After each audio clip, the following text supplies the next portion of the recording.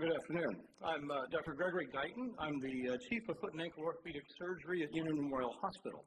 Our organization has the pleasure of caring for the Baltimore Ravens. After 2 artificial turf fields, each lasting only 7 years, the Ravens are back to grass. Why? One is player preference. They had seen their teammates become injured on turf. Ogden, Bowler, Bulware, Sanders, Webb, those are just the names that roll off the tongue. But there's also hard data. The best data on the rates of injury for artificial turf versus grass comes from the National Football League, which conducts very extensive surveillance of every game, multiple camera angles, has perfectly maintained fields, and tracks the shoe wear use of the players. Every team is followed, and injury reporting is mandatory, highly structured in a unionized environment. There's a massive player safety effort underway, driven by the head injury concern, but we have the side benefit of attention to field surface.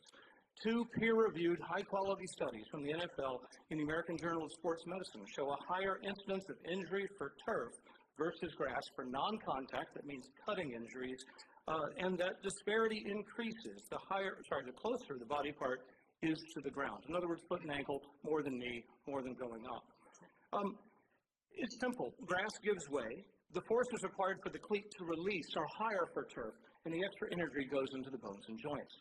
Now, the turf industry has aggressively funded studies that promote the opposite conclusion, claiming a lower injury rate for turf. Those studies don't have the extensive injury reporting infrastructure of the NFL, and most importantly, the cohorts were selected by the investigators. That means the industry-sponsored investigators chose their own teams.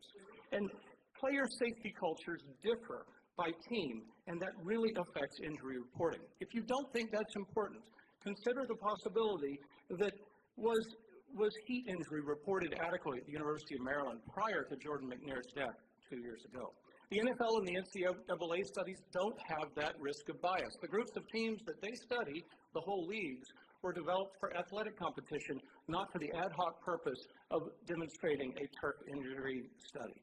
Almost all of the industry-sponsored studies involve the involvement of a single investigator, a non-physician named Michael Myers, who's received over $1 million in funding from the turf industry. Nobody's here to outlaw artificial turf. We just want to see the funds from a program designed to preserve the environment be used for that purpose. I urge you to report this bill favorably based on those merits and not based upon unsubstantiated claims of player safety from the industry. Thanks.